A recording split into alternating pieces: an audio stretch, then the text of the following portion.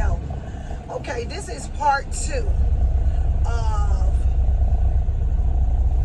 what questions to ask when you're going to another trucking company. When you're about to change jobs and go to the next trucking company. So I did part 1. So if you didn't see part 1, you need to go back and watch part 1, because there are definitely some questions that you need to ask in part 1. This is part 2 of the video. It was so many questions that I asked that I had to make a part 2. Now if you see some rocking going on, I'm getting loaded. So don't be alarmed. It's just the rocking of the truck. Also, don't forget to like, share, subscribe to my channel. Share it. If you didn't like it, share it with someone that you might think likes it, or share it with someone that you know is going to another job because they want to see part 1 and some part 2. You might be ahead of the game and this is something you don't need, but somebody else might need it. So please like, subscribe, and share. And take advantage of the free consultation. The link will be down below. Okay, let's get right into it. Part 2. What questions do you need to ask? Like I said before, there is a part 1. You need to go back and look at part 1. Part 2. So, I don't know what number I left off on part 1. It really doesn't matter. So I'm just going to jump back into the first question I have for the part 2.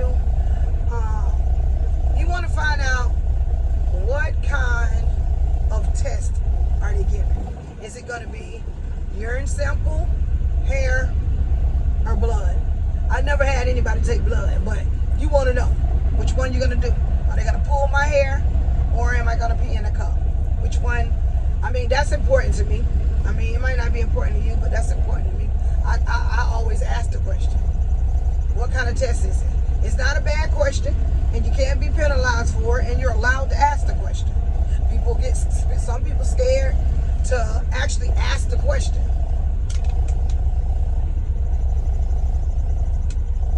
But not me.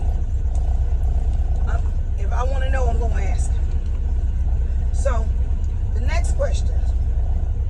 You want to know if you're going to be pulling reefer, dry van, flat van. You want to know those things. You might not like doing the refrigerated. You might want to just do van. Me personally, I like van. I don't like keeping up with the temperature on the refrigerator. I really don't. I don't like having to stop and get the fuel for it either.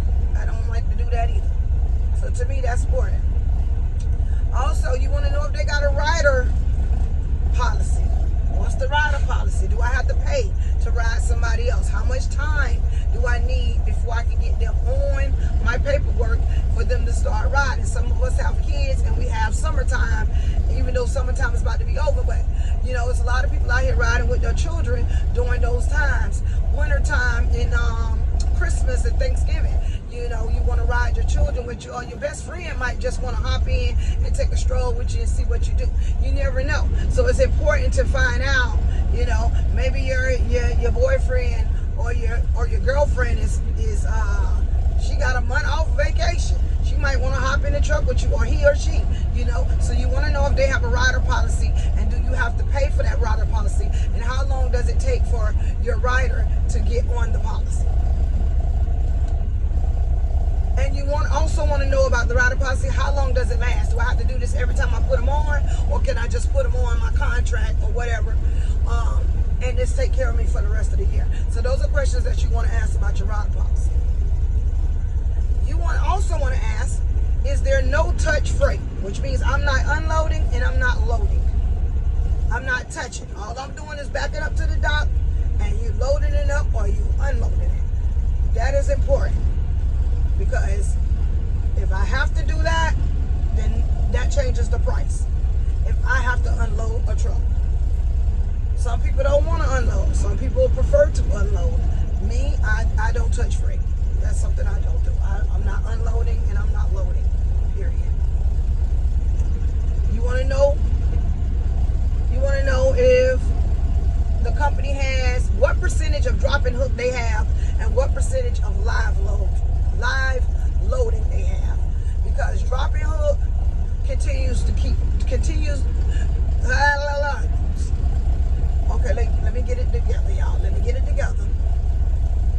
continue to roll when you got drop and hook.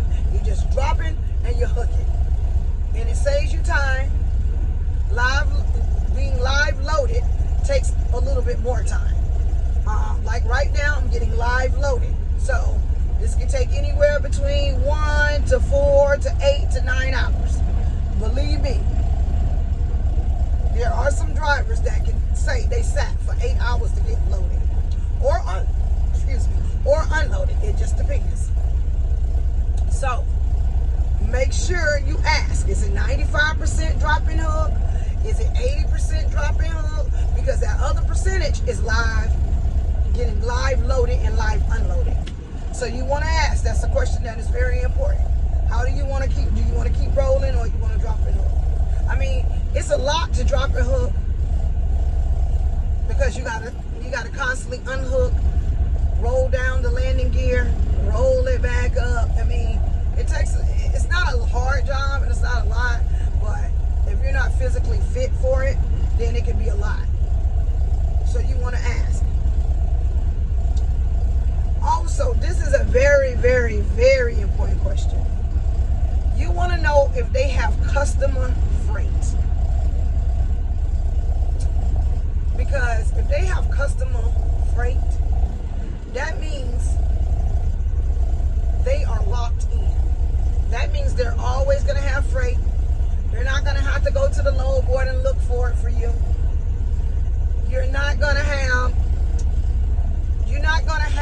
They got customer freight, which means they dealing with the same customers over and over again. Which means that's a good thing for a driver, because now I know if I go down, I'm coming back up. I know I'm coming back up with the freight because they got regular customers that they deal with. So customer freight is very, very important. Okay, I got a message. Sorry about it. So customer freight is very, very important because you're going to be constantly rolling.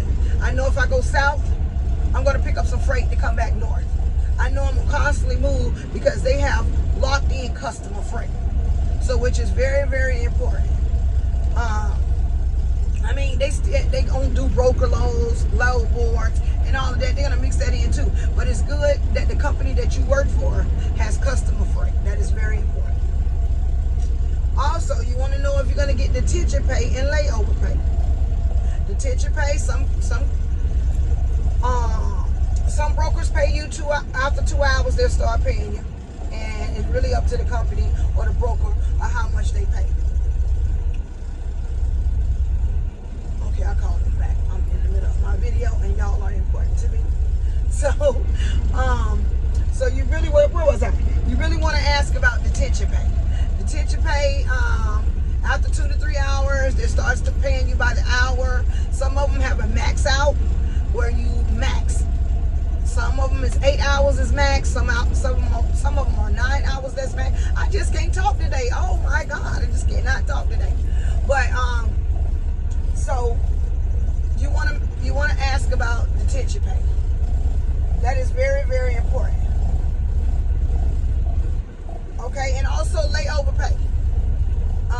If you're gonna wait 2 days for a load, 2 days for a load, 1 day for a load, 3 days for a load, you want to make sure you're getting layover pay because now you got to stay over another day.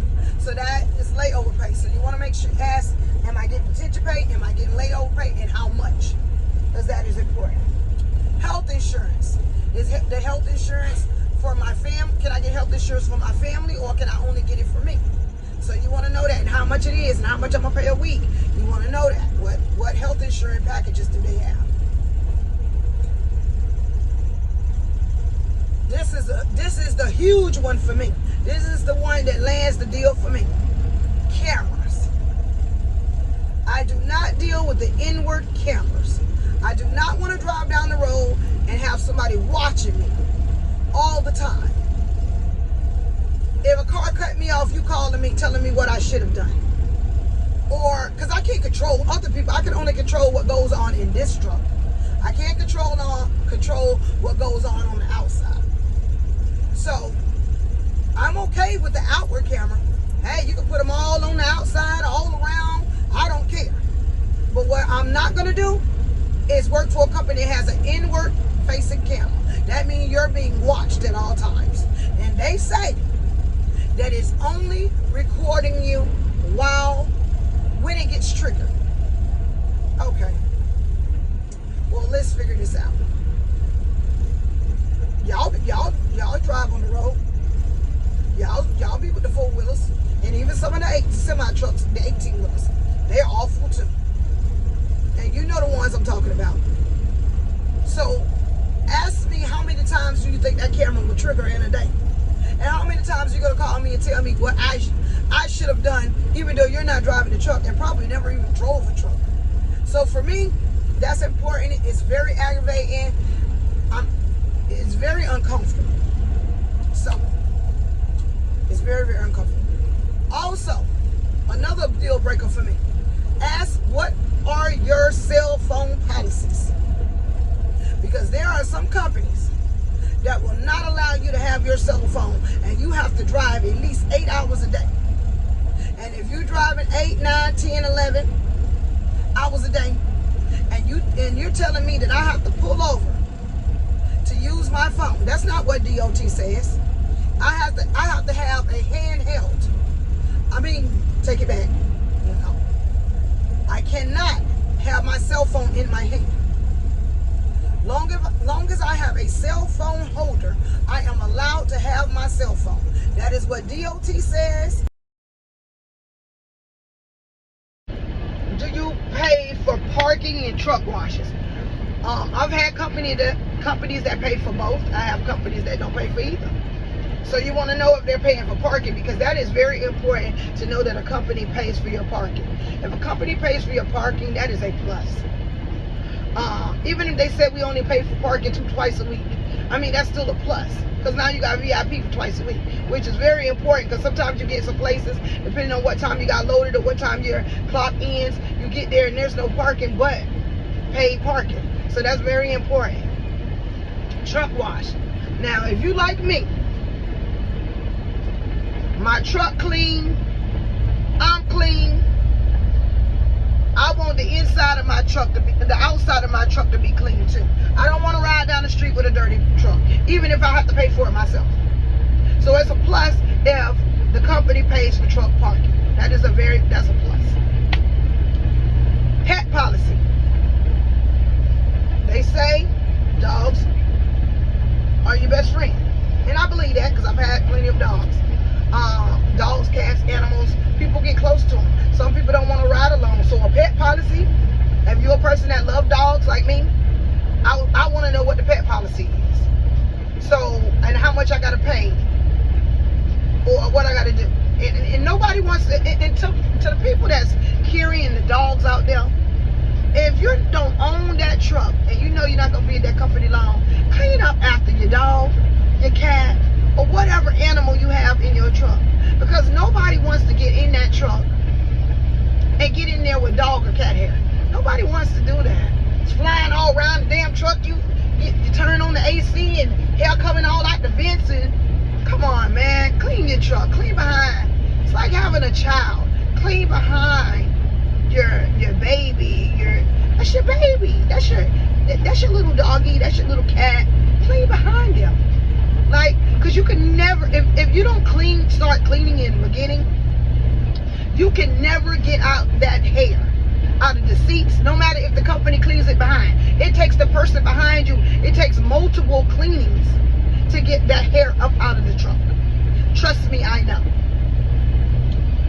Okay, the 1099 and the W-2.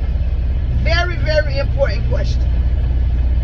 Do you want the taxes taken out while you rolling? That's your W-2. Do you want to pay your own taxes? That's your 1099. It's as simple as that. Whatever you prefer. Do you prefer the 1099 or you prefer the W-2? But if you're a person that don't file your taxes quarterly, then you better get that W-2. And that's all I'm going to say about that. Now, it's important to me where I fuel at, because the Loves gives you the most discounts no matter where you go. The Flying J, the Pilot, the TA, or the Petro, they're not going to give you the same as the loves. The loves, you walk in, you feel loved. Hello, welcome to loves. I love hearing that. I love it. I love the bathrooms. They're always clean. Now, there is not 100% company, and there's not going to be 100% that every time you go into a Love's, the bathroom is going to be clean. But if you complain, or you talk about it, or you tell somebody, they'll get right on it without asking you no questions.